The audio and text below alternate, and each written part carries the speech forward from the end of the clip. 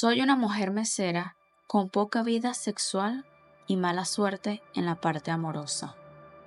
Cada mañana, sin falta, llegaba él, siempre impecable, con su traje oscuro y su reloj caro. Ese tipo de hombres que de lejos se nota que viven un mundo distinto al de una mesera común como yo. Se sentaba en la misma mesa pidiendo lo mismo: huevos con jamón, pan tostado y café negro. No cruzaba muchas palabras conmigo, pero cada vez que me miraba, algo en su sonrisa me hacía sentir incómoda. Aún así, era un cliente más, uno con buenos modales y propinas generosas. Lo tomaba como parte de mi rutina hasta el día en que todo cambió. Esa mañana, mientras servía a otros clientes, se me resbaló una bandeja cargada con platos de comida. La maldita bandeja voló por los aires y antes de poder detenerla, todo terminó esparcido por el suelo y en otra parte en su traje oscuro costoso. Me puse roja de vergüenza, las manos me temblaban. Me acerqué de inmediato, disculpándome una y otra vez. No te preocupes, me dijo con esa sonrisa que me daba escalofrío, pero me tendrás que compensar. Levanté la mirada y lo miré muy confundida. Acepta una cita conmigo y estaremos a mano. Sus ojos brillando como si ya supiera mi respuesta. Aunque la verdad yo no quería, no podía negarme tan fácilmente. Había escuchado que era amigo del dueño del restaurante y la verdad me daba miedo de que mi error me costara el trabajo. Así que, con una sonrisa forzada, tuve que aceptar. La cita fue en un restaurante lujoso cerca de la playa, muy distinto, debo admitir, a los lugares donde yo solía ir. Él pidió platos que ni siquiera sabía pronunciar y me hacía preguntas sobre mi vida, pero sus ojos siempre parecían observarme de una manera que yo no podía definir. Luego de la cena, me propuso dar un paseo por la playa y acepté. Caminamos un rato, pero yo seguía algo nerviosa. La verdad, en el ambiente yo sospechaba que algo no estaba bien. Finalmente me invitó a su departamento, diciendo que estaba cerca y que sería el lugar perfecto para tomar un último trago. Acepté, aunque no estaba muy convencida. Quería que la noche terminara lo antes posible. Llegamos a su lujoso departamento con vista al mar y muebles que gritaban mucho dinero. Me pidió que me pusiera cómoda mientras él se duchaba. Al principio me senté en el sofá, pero tengo que admitir que la curiosidad me ganó. Me levanté y comencé a explorar el lugar. Las habitaciones estaban impecablemente ordenadas, con obras de artes en las paredes y decoraciones minimalistas. Hasta que abrí una puerta y lo que vi adentro me dejó algo perturbada. Era una habitación muy iluminada por luces blancas y frías. Había cámaras de video en las esquinas, látigos colgados en las paredes, junto a juguetes sexuales que solo había visto en internet. Di un paso hacia atrás, sintiendo mucho nervio y miedo. Sentía que tenía el corazón en la garganta. Justo en ese momento, escuché el agua de la ducha detenerse. Él había salido. Mis manos estaban temblando y apenas podía pensar. Cerré la puerta de inmediato y regresé a la sala, intentando que no se notara mi nerviosismo y que estuve observando en otras habitaciones.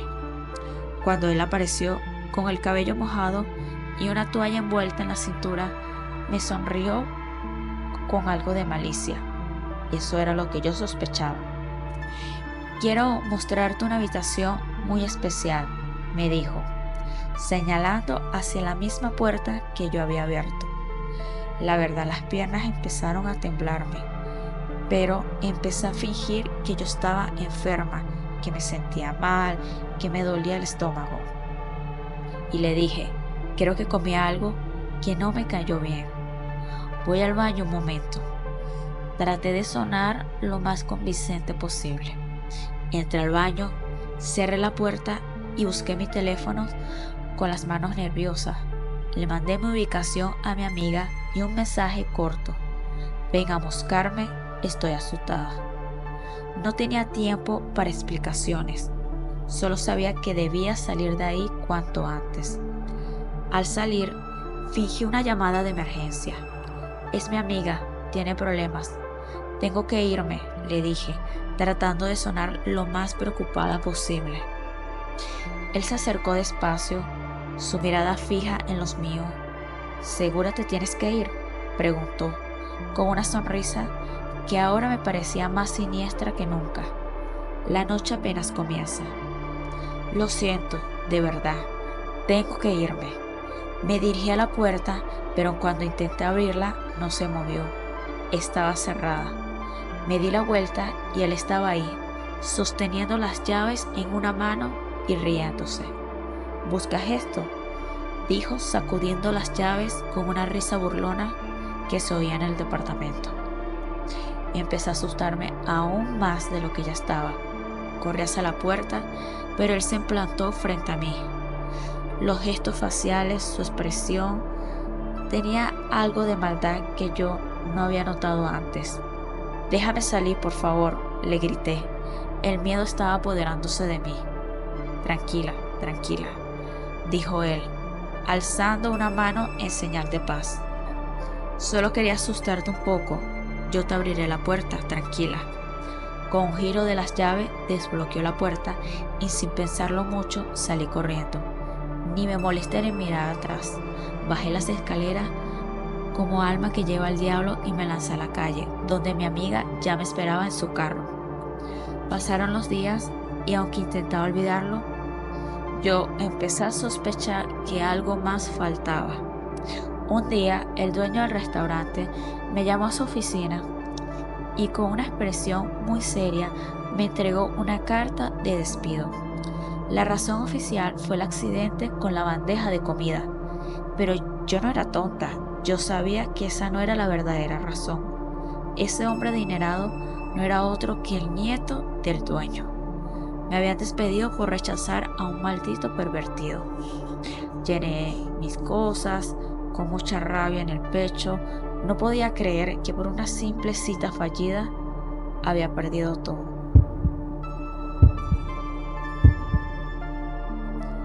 Estuve negada al amor y las citas durante casi 4 años después de la muerte de mi esposo en aquel accidente. Mi rutina era la misma: ir a la clínica, atender pacientes, recetar medicinas y al volver a casa estaba con mis 2 hijas adolescentes.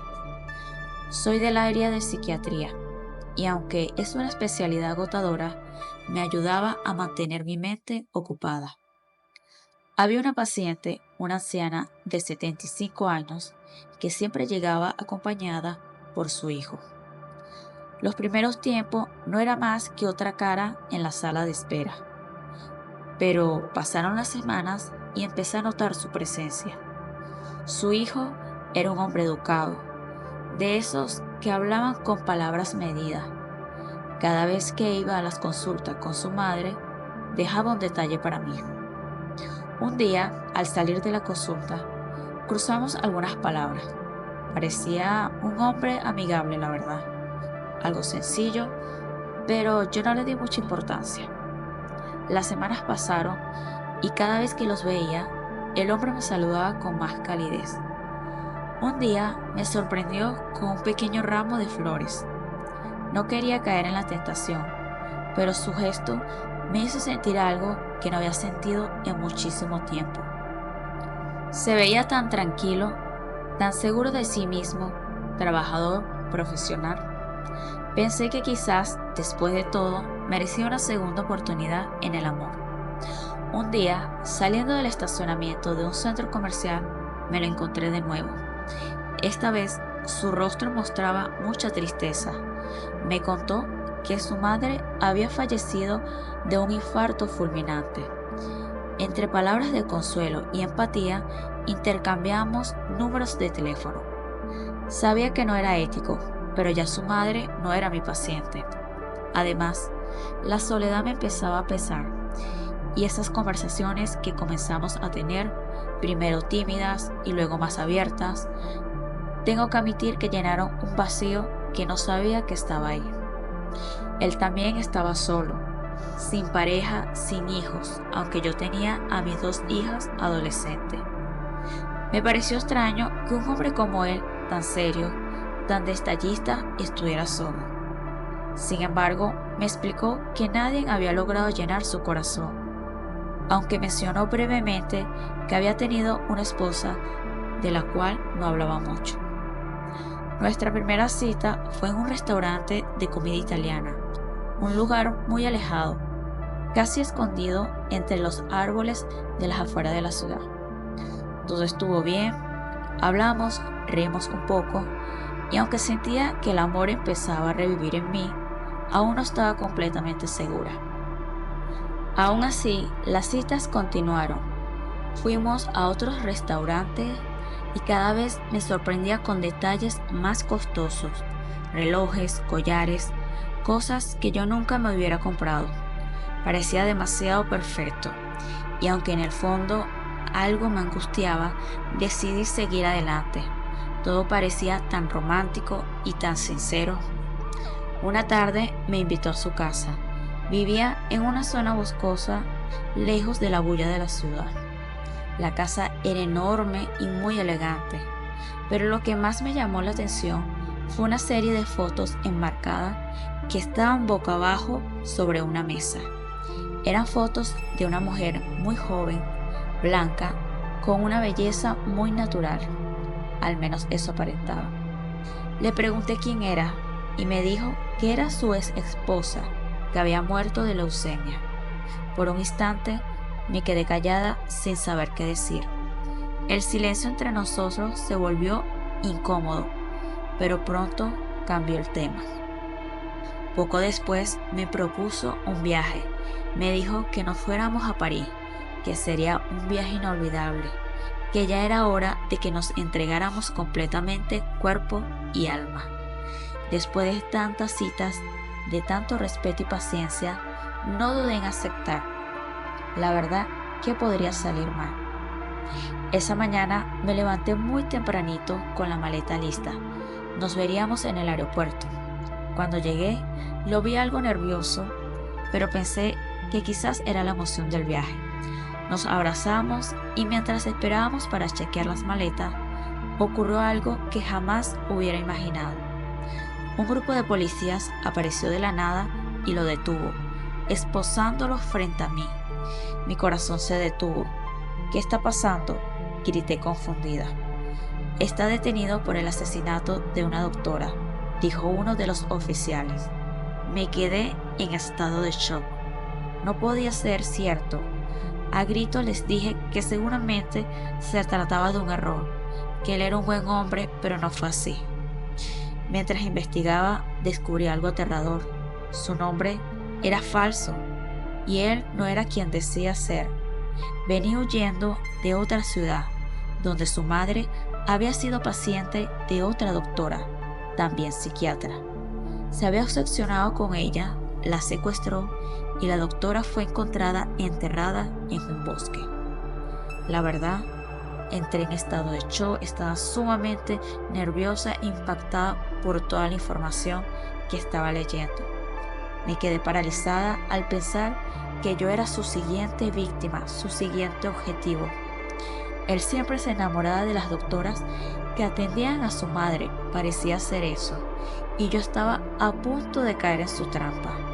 Ese viaje a París no era lo que yo creía, sería mi última cita con vida.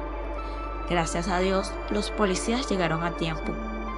La verdad, nunca sabré hasta dónde habría llegado esa obsesión, pero lo que sí sé es que escapé por los pelos de lo que pudo haber sido un final muy trágico.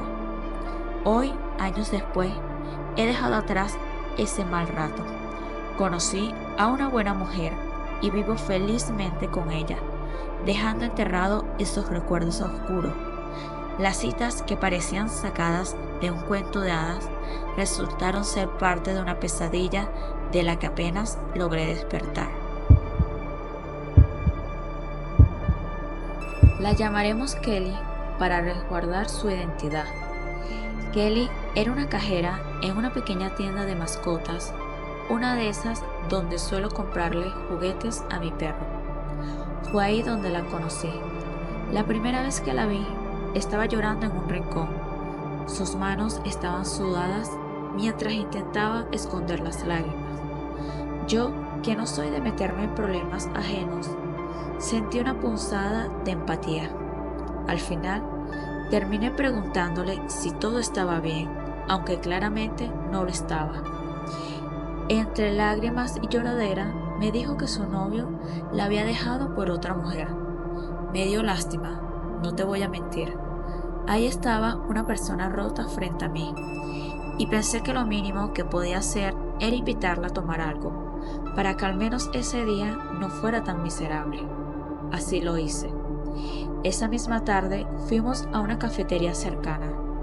No hablamos mucho, pero la escuché dejándola desahogarse. Sin embargo, durante nuestra breve conversación noté algo extraño. Entre las lagunas de su historia y los detalles que no me cuadraban, me di cuenta de que tal vez no existía ese fulano novio. Era como si la tristeza de la ruptura no fuera más que una excusa. Sentí un escalofrío en la nuca, una sensación de que me estaba mintiendo y algo andaba mal. Decidí cortar la conversación lo más pronto posible, porque intenté sacarle más información de su supuesto novio y no supo qué decirme. Inventé una excusa para irme y me despedí. Pensé que todo terminaría ahí, pero no.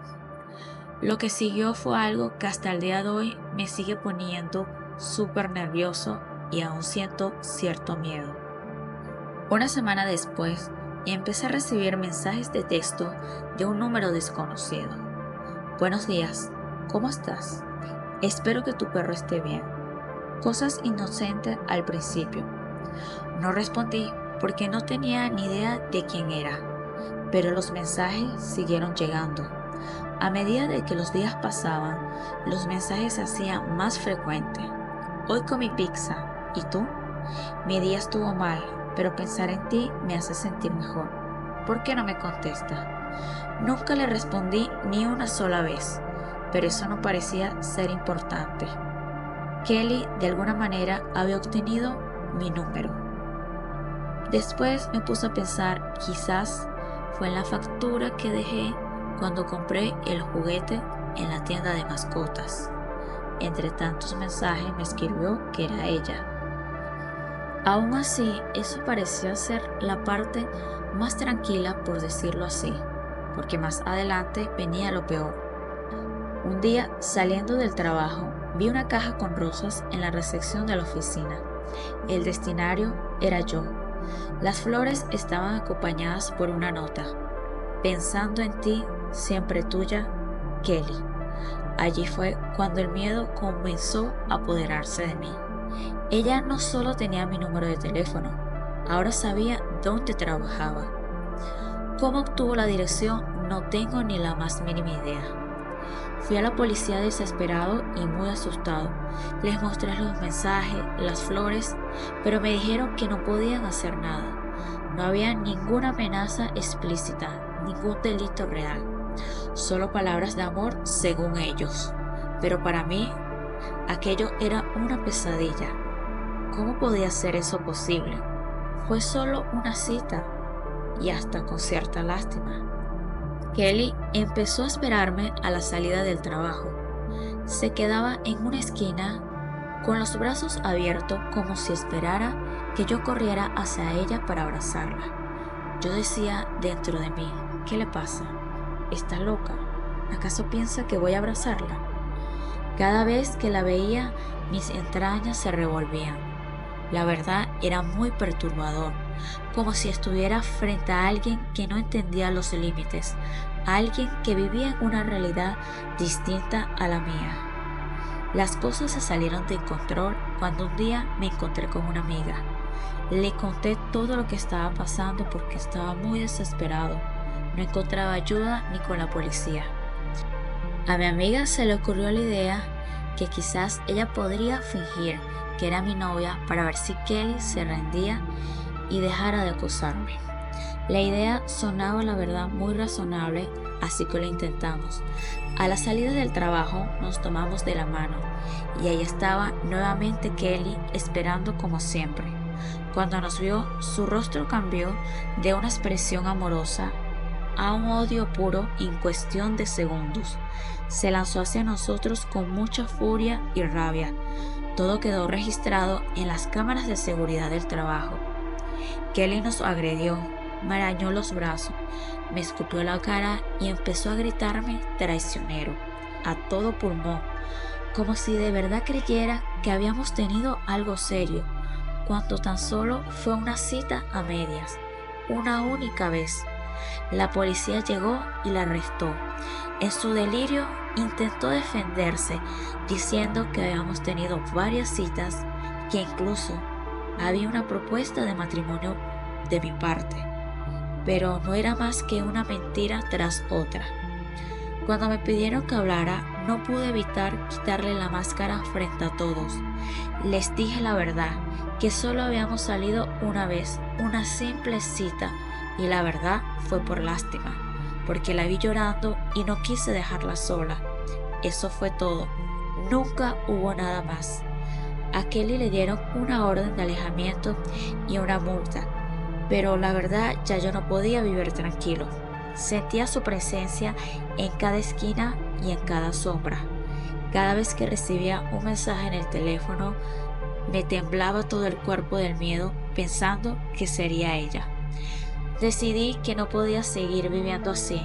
Renuncié a mi trabajo, empaqué mis cosas y me mudé a otra ciudad. La sensación de peligro no desaparece por completo, pero al menos ahora estoy muy lejos, lejos de ella, lejos de esa obsesión enfermiza que casi me destruye. A veces me pregunto si un día aparecerá de nuevo, si encontrará esta nueva dirección donde vivo, esta nueva dirección donde trabajo, si la veré en alguna esquina escondida, con esos brazos abiertos, esperándome como si el tiempo nunca hubiera pasado. La verdad, espero que no. Espero que Kelly haya desaparecido de mi vida para siempre.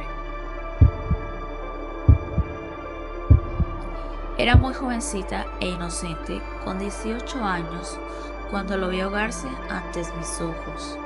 No imaginé que una simple salida con un compañero de la universidad terminaría en la peor tragedia de mi vida.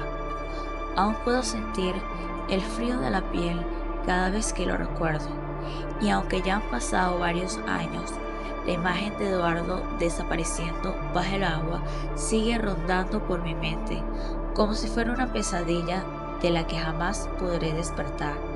Eduardo y yo estábamos en el primer año de medicina, y aunque nunca habíamos tenido demasiada interacción, algo en él me llamó la atención.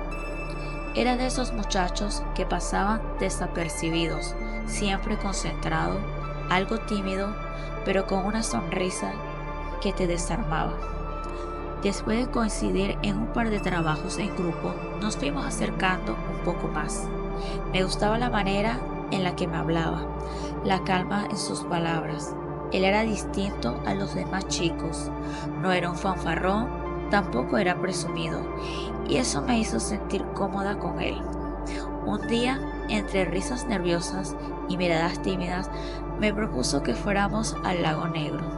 Ese lugar tenía cierta fama en el pueblo, pero más por su belleza que por otra cosa. El agua era oscura, casi opaca, pero los atardeceres ahí eran súper hermosos, con el cielo tiñéndose de tonos naranjas y rojos. Acepté la invitación sin pensarlo dos veces, creyendo que sería la primera vez de muchas salidas juntos. Qué ingenua fui. Llegamos al lago en la tarde. El aire olía a humedad, a tierra mojada, y el sonido de las hojas moviéndose con el viento era el único ruido que acompañaba el silencio incómodo entre nosotros. Rentamos un bote de esos pequeños y comenzamos a remar. Los primeros minutos fue súper tranquilo, nos reíamos, hablábamos de cosas tontas y sin importancia. El agua parecía un espejo reflejando el cielo despejado, y por un momento me olvidé de todo. Solo éramos Eduardo y yo en medio del lago, alejados del mundo. Pero entonces el cielo se tornó oscuro, pero fue de una manera repentina. Unas nubes negras gruesas aparecieron de la nada y cubrieron el sol en cuestión de minutos. Suponía yo que por eso tenía el nombre del lago negro. Nos miramos confundidos y antes de que pudiéramos reaccionar, una tormenta se desató sobre nosotros. La lluvia cayó tan fuerte que no podíamos ver más de 1 metro de distancia.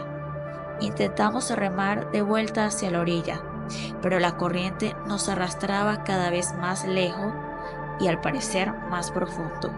Sentí muchísimo miedo, el corazón latiéndome en el pecho como si fuera a salirse. Eduardo empezó a remar con desesperación, pero parecía inútil. El bote se balanceaba violentamente de un lado a otro, y en un segundo de descuido, la fuerza del agua lo volteó por completo. Me caí al agua, pero gracias a mi instinto de supervivencia, logré agarrarme de una de las maderas del bote. Eduardo no tuvo la misma suerte. Lo vi ahogarse delante de mí, sus manos agitándose en el agua oscura, sus ojos llenos de pánico, su boca abriéndose y cerrándose, buscando desesperadamente el aire que nunca llegó.